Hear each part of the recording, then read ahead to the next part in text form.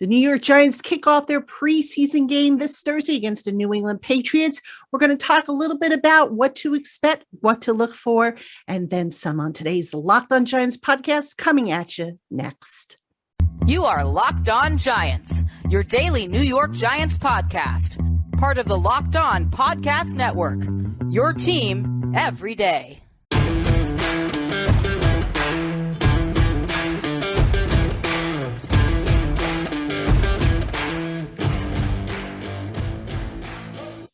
Hello, New York Giant fans, and welcome to another edition of the Locked On Giants podcast, part of the Locked On Podcast family, your team every day. Patricia Traina here with you. It is Wednesday's show, August 10th. Might be watching the show a little bit earlier because I've been releasing the pods the night before, which I hope you've been enjoying. But thank you for making us your first listen of the day, or if watching on YouTube, your first watch of the day. On today's program, we're going to be talking about the New York Giants preseason opener this Thursday against the New England Patriots up in Foxborough. Kickoff time is scheduled for, I believe, 7 o'clock. And we're finally going to see something that looks like real football. And we're going to talk on today's program about different things related to that game, including play time, some perspectives that I think we need to have as we watch those games. And then finally, I'm going to talk a little bit about the Giants depth chart, which the unofficial depth chart. Let me just back up and throw unofficial in there. That was released earlier this week. Just some takeaways and some thoughts I have about that depth chart. For what it's worth. So all that coming up on today's Locked On Giants podcast. Again, thank you so much for tuning in as always. And as a reminder, by the way, tomorrow is Twitter Thursday. More on that later. All right, let's jump right in. Let's talk about the game.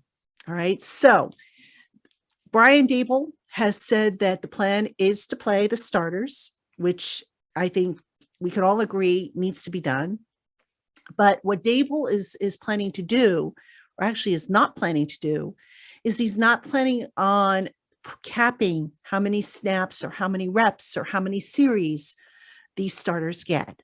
And I think that's a great idea. And here's why. Because a lot of teams, when they have the preseason opener, they might play their starters for, I don't know, a series, 2 series. Sometimes they go a quarter or whatnot. And that's fine if you've been in the same system with the same personnel for a number of years, but this is a brand new system for offense and defense for the Giants. And really, with only 3 preseason games, they want to be able to take a look at what they have, how far they've come along. And you can only tell so much in the training camp practices, because after a while, you're hitting your teammates and it's like, let's get some other guys in here and go up against guys that we just don't know what they're going to do. So Daboll is basically going to allow his starters on offense and defense to play as long as they need to in order to get a look at how far they've come along. And the other reason why this is so important, folks, is let's say, for example, Daboll said, okay, you know what, I'm only going to play my starters for 1 series. And let's say the offense goes 3 and out. Hey, it wouldn't be the first time that the offense has gone 3 and out, right? Well, is 3 snaps enough to evaluate the starting offensive line or Daniel Jones or the receivers or the running game? It's not. So I'm sure Daboll does have a cutoff date or a cutoff period, I should say. I don't believe he's going to let them play more than the first half, but he's going to give everybody who's set to be a starter or a key role player, they're going to get a good look. And, again, with only 3 preseason games, that's important to find out what you have. All right. So build up a decent sample size, try out a few things that maybe, you're not sure about from having practiced them. You're not giving away the story. You're not game planning, obviously, but see how they look. And now, what are some of the things they're going to be looking for? Obviously, with Daniel Jones in the offense, can they move the ball? That's always been a problem the last few years. But specifically with Daniel Jones, how is his decision making? Now, I'm going to talk about perspectives in the next segment, but right now, folks, we cannot get carried away with statistics. Let's not get carried away with whether the Giants win or they don't win against the Patriots. You want to see, number one, Do the Giants come out healthy, which is important? We all know this team's injury history, but more importantly, the decision-making, is the decision-making good? And remember, this is also going to be Mike Kafka's debut calling plays. He's never done it before at the NFL level. So there's a lot to be said and a lot at stake that Brian Daboll is going to have to evaluate from this preseason opener with the Patriots. Now on defense, Don Martindale, we all know he wants to play aggressively, probably throw a lot of blitzes and whatnot. So it's going to be interesting to see how they do, because, with an aggressive defense, such as what Martindale runs, you live by the blitz and you die by the blitz. So again, it's not game planning. So it's not like, oh my gosh, we're down 14-0. We've got to lay off the blitzes because, Mac Jones is carving us up. No, that's not what it's all about. You want to get different looks. You want to see how different packages and combinations work.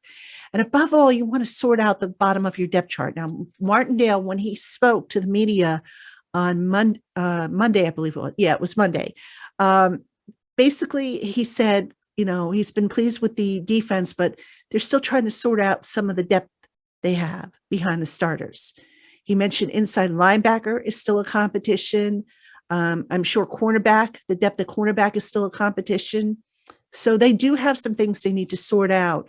And in this preseason game, as well as the following two preseason games against the Bengals and the Jets, hopefully they will get some of the answers to these questions.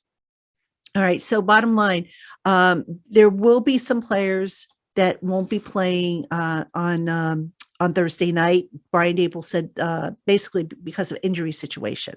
All right. So which Giant players won't be playing on Thursday night? Obviously, the guys on PUP, Nick Gates, Matt Peart, and Sterling Shepard. Azeez Ojulari, who's on NFI, will not play. Ojulari is getting close, by the way, to returning from that hamstring strain. It could be next week that we see him, although I don't think we'll see him in the preseason at all. Maybe we'll see him in the last preseason game if everything's on schedule, but my guess is we probably won't. But anyway, also not expected to play Matt Breida, the running back, receiver David Sills, who has some kind of leg issue that popped up during the scrimmage, Ricky Seals-Jones, who has practiced just once all summer. We don't know what kind of ailment he has, Carter Coughlin, and Rodarius Williams. Austin Prohl probably won't practice because he was dinged on Tuesday's practice. And offensive lineman Joshua Izudu, who's been limited or sidelined the last couple of days, is questionable at this time. So, not a big list of Giants who aren't expected to play, but significant enough. And, at this point in time, the Giants don't have to tell us who's dealing with what kind of injury. That'll come once the injury reports still have to be officially filed. But we'll see about some of these guys, because some of them that I just read off had missed a lot of time. And, I'm thinking in terms of Seals-Jones and that tight end competition, which now suddenly is even more wide open behind Daniel Bellinger, and also with Andre Miller, who's making a push for a roster spot, going on the shelf with the broken wrist that he needs surgery for. So yeah, we'll take a look and we'll see how the depth charts play out based on how the starters and the reserves get their snaps. And we'll see who gets snaps and who doesn't get snaps, because who doesn't get snaps will be very telling. All right, coming up in the next segment, some perspectives and things I want you to keep in mind when you watch the Giants on Thursday night. Stick with us. All right, Giant fans, we have more coming up on today's LockedOn Giants podcast. But first, BetOnline is the only place that offers the best information on the latest odds, contests, and player props for all your sports betting needs. No matter what sport you're into, betonline.net has you covered. Plus, they offer everything you need to know for live betting and your favorite Vegas casino games. Head on over to betonline.net today to learn more about the trends in the action. BetOnline, where the games start. All right, Giant fans, welcome back to the LockedOn Giants podcast. I'm Patricia Traina, getting you ready for Thursday night's Giants preseason opener at New England up in Foxborough. Kickoff is at 7, and we're finally going to see some football, folks, some Giants football. So very excited to see how everything kind of starts to fall together. As a reminder for us here on the LockedOn Giants podcast, tomorrow we will have Twitter Thursday. I do have now enough questions from y'all to do a show. And then on Friday, the plan is, get ready, folks, he's back. That's right. David Turner, former NFL scout, will be with me again this year. We'll be breaking down the Giants preseason games and regular season games. David did a good job last year, helping everybody to understand what the Giants were trying to do, where they were falling short and all that stuff. So he has agreed to come back and, join me for those shows. So we'll have that. And then the Giants are off Saturday. They return to practice Sunday, and we will be back with a new show starting Monday here on the LockedOn Giants podcast. So hope you will continue to stay with us. We are talking, like I said, Giants at Patriots preseason game. Let's talk about some perspectives. And I call these PSAs, kind of reminders that I like to give to fans who, react one way or another over what they see in the preseason. Folks, first thing you have to remember, the game result doesn't count. All right. I don't care if the Giants go 0-3 in the preseason. That's not going to count against the regular season mark. What I want to see, and I'm sure a lot of you will agree with me, is their progress from week to week. Do they look better in week 3 than they did in week 1? If they don't, we got a problem. I want to see decision-making. All right. Is Daniel Jones making the right decisions with the ball in his hands? Or is he throwing into double and triple coverage for the ball to get picked off? That's not good. All right. Stats, it's interesting. Stats are, I don't put a whole lot into stats during the preseason. And the reason why I don't, and I recommend that you don't, is because, Daniel Jones obviously is going to could see the starters for the Patriots. Bill Belichick hasn't said what his plan is, but let's assume that he's going to play his starters for a couple of series. And then, he pulls the starters out. Well, maybe the stats against the starters isn't going to look as good as the stats against the backups.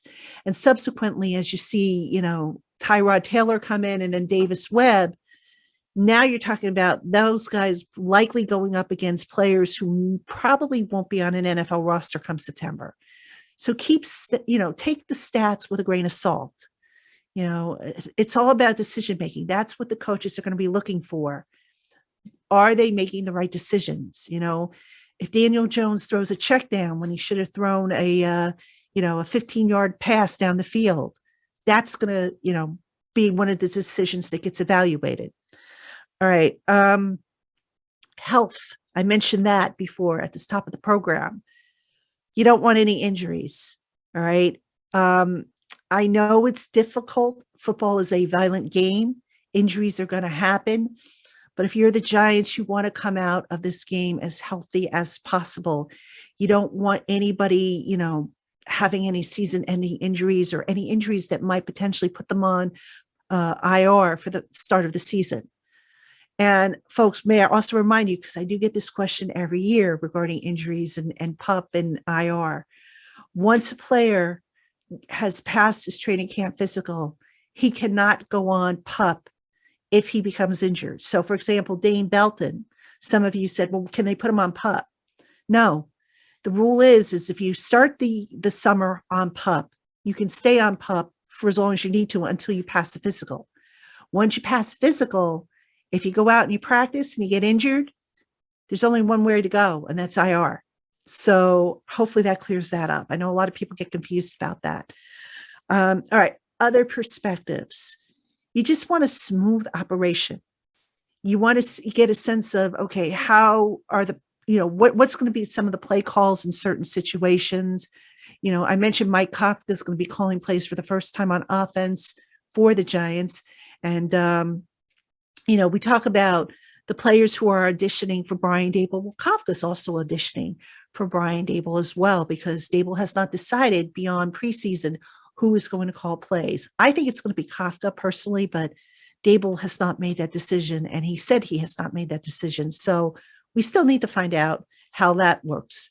The communication between the coaches on the field and the coaches upstairs, that's going to be important, like when to challenge a play, when to call a timeout, that sort of thing. You want that as smooth as possible. And we know that hasn't always been as smooth as can be the last, few years for the Giants. So just a lot of stuff you want to take a look at. And then there's the other factor that we need to pay attention to. And that is, if you get a chance to familiarize yourself with the Patriots roster, who might not make that roster that maybe the Giants can pick up at a position of need? For example, is there going to be an extra offensive tackle that gets cut? Maybe the Giants pick them up and say, okay, you know what? We'll pick them up and we'll put them on our practice squad, or we'll put them on our 53-man roster. So it's an opportunity also to scout the opposing team to see if maybe a guy gets picked up that, they ran into, that they played against. Right. So a lot can be accomplished for a game that really isn't going to count for anything in the standings. And above all, folks, like I've said, we last saw Giants football in early January. And by that time, it was so bad. It was just hard to get through. It was hard to sit through. I don't know how good the Giants are going to be this year. I am optimistic that they're going to be better than they were last year. How much better, I can't say, but I, for one, am glad Giants football is coming back because it has been a long, long time. All right, coming up next, the Giants released an unofficial depth chart earlier this week. I'm going to have a few takeaways for you regarding that depth chart right after this. All right, Giant fans, welcome back to the LockedOn Giants podcast. I am Patricia Traina.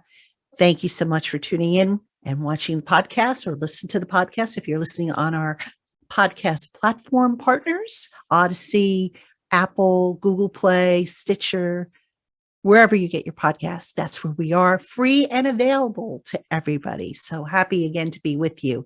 All right. Earlier this week, the New York Giants released an unofficial depth chart. Now, let me just clarify something about this. The depth chart is called unofficial because it doesn't really come from the coaches.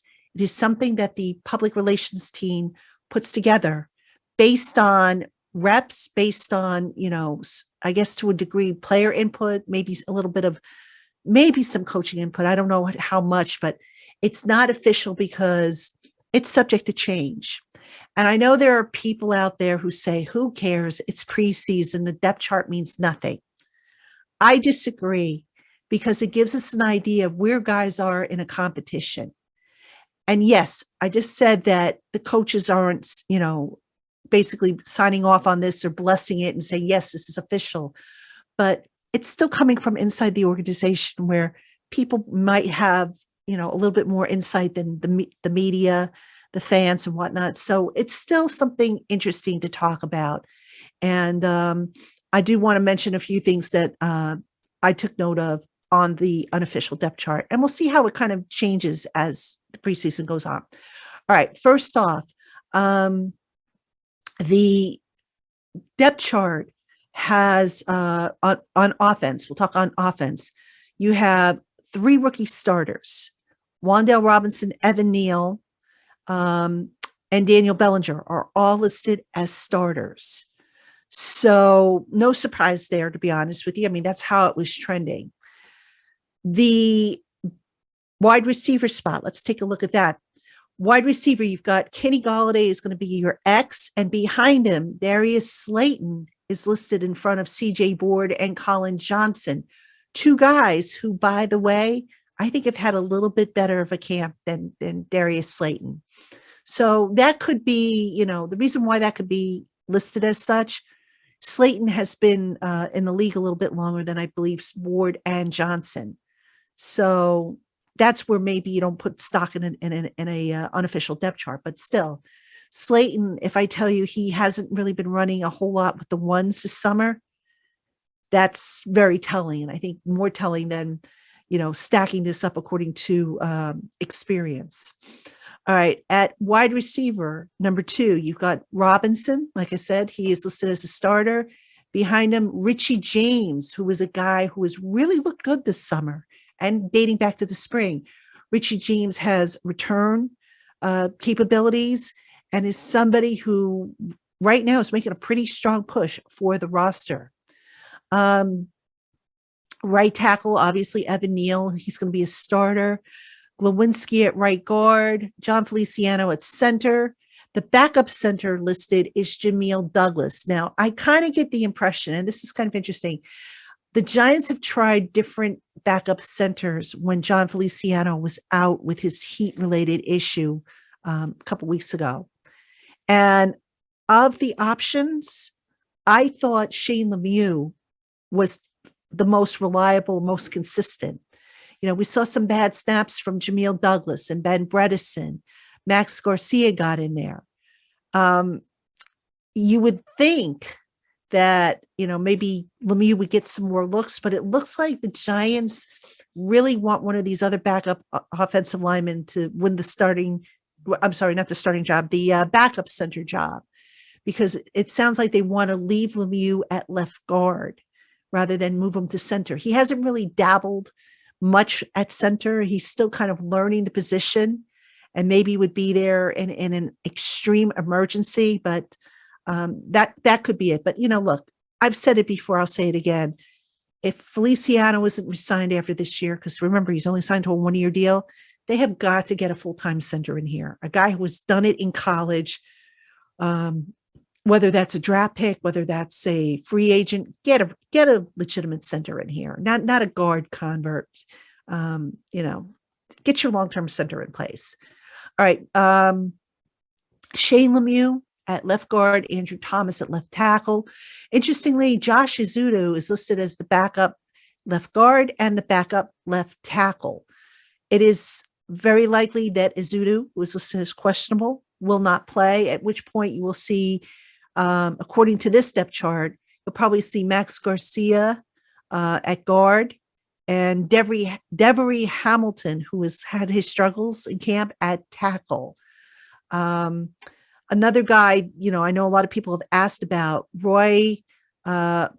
I'm going to struggle with that name. I've got to ask him again how to pronounce it. But somebody, I think, asked me in the comment section about Roy, the young Nigerian player who OCU Manura found through his Uprise program over in Africa.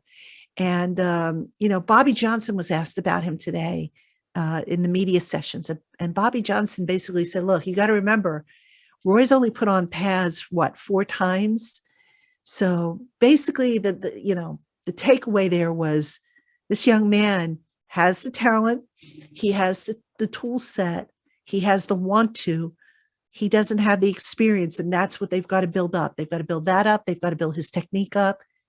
Folks, he's going to be a practice squatter, a guy who, you know, is a long-term developmental project. Don't expect to see him beyond the preseason, if you see him at all at preseason. So tremendous size, by the way. The young man, he's got a wingspan that reminds me a lot of Roman Obens. I don't know if you guys remember Roman Oben, but years ago he was one of their tackles, and he had the wingspan that could literally span from New York to California. That's how long his arms were. Roy has a similar type of wingspan, just a big man with tremendous strength and power. All right, rounding out the rest of the offensive depth chart, Kadarius Toney is listed as a starter. And behind him, they have, again, Darius Slayton and David Sills. David Sills isn't going to play, and then there's Keelan Doss. So we'll see how many times the Giants have 3 receivers on the field. I have a feeling we'll see a lot of 3 receiver sets. Tight end with Ricky Seals-Jones injured. Looks like it's going to be Bellinger, Chris Myrick, and with Andre Miller on the shelf, Jordan Akins is going to get an opportunity to really step in there. So we'll see how those 3 do. If the Giants even plan to keep 3 tight ends, I don't know if they will, but tight end could be a position where maybe at some point they look to add. And then, you know, you've got your 3 quarterbacks, Jones, Taylor, and Davis Webb. Those 3 should all make the roster, I would think. So, you know, nothing too weird about the Giants depth chart on offense. Let's talk about the defense, though, because this I found kind of interesting. Now let's take a look at the defense, where they have some different position designations for some of the players. So nose tackle, they list Dexter Lawrence as a nose tackle, backed up by Justin Ellis and DJ Davidson as third, followed by David Moe and Christopher Hinton. Defensive tackle, they have Leonard Williams and Jalen Holmes listed as the top two guys there. And then they have listed as a defensive end instead of an outside linebacker. They have Azeez Ojulari, who's on NFI and won't play, followed by Jihad Ward and Ellerson Smith. So kind of interesting because Jihad Ward and Ellerson Smith were primarily defensive end guys. They were 3-point stance, play with their hand in the dirt. So they're being designated as such as opposed to outside linebacker. The outside linebacker position, matter of fact, you don't see OLB listed at all on this depth chart. You see a position called rush, as in pass rusher. So one rookie, that would be Kayvon Thibodeau, and he is going to be followed by O'Shane Zimenez and Quincy Roche. Roche's been buried on the depth chart. I mean, based on the reps he's gotten, he's just been buried. And right now, it looks like he's going to have a big hill to climb to maybe beat out O'Shane Zimenez. All right, your middle linebacker, where there's a pretty steep competition going right now, Blake Martinez, Carter Coughlin, who won't play because he's injured, Micah McFadden and Austin Calitro, who they signed after the start of camp. Your will linebacker, weak side linebacker, Tay Crowder, Darian Beavers, and Cam Brown. Cam Brown is interesting because Thomas McGahee, the special teams coordinator, loves him. And if it comes down to whether Cam Brown makes the team or Carter Coughlin makes the team, I just have a feeling that Brown's going to make it ahead of Coughlin, just based on the special teams ability alone. All right, your cornerbacks, obviously Adoree Jackson and Aaron Robinson. They have instead of a slot cornerback, they listed as an NB. That would be Darnay Holmes and Cordell Flott are 1 and 2. Khalil Dorsey is listed ahead of Michael Jacquet, the third, which I found interesting. I thought Jacquet would be maybe the third guy on the depth chart, but again, this is an unofficial depth chart. I get it. And your safeties, Julian Love is listed as the strong safety, Xavier McKinney as the free safety, with Andrew Adams listed as the backup free safety, and Yusuf Corker looks like he's going to be listed as the backup strong safety, if the coaches again follow this unofficial chart. So that's your defense alignment. Now on specials, they don't break down, anything beyond holder, snapper, all that stuff. But I found it interesting that the punt returner and kickoff returner listed is CJ Board and not Richie James. I thought for sure that Richie James would be maybe up there. And James is actually listed as the third kickoff returner behind Darius Slayton. Darius Slayton, remember, folks, hasn't really been a part of special teams. He is listed as a return specialist for special teams. So maybe this is the coach's way of, trying to find a spot for Slayton, who has good size and who can, take the top off of a defense. Just, he just hasn't been able to get it done for whatever reason the last couple of years. So that is the depth chart, the rundown on offense, defense, and special teams. Again, it is an unofficial depth chart. Some interesting stuff, like I said, but it'll be, the true test will be how they follow each other in the games. That'll tell us what the coaches are thinking in terms of depth chart, as opposed to maybe what the PR staff kind of assume. So, all right, ladies and gentlemen, that will do it for this edition of the LockedOn Giants podcast. Again, tomorrow we will do Twitter Thursday. Friday, David Turner will join me. We'll tape the show on the Friday morning and get the observations out as quickly as we can after everybody's had a chance to look at tape. And we'll send you into the weekend. So hope you will tune in. Again, thank you for making us your first listen of the day. or if watching on YouTube, your first watch of the day. I'm Patricia Traina. We'll talk to you again tomorrow, Giants fans.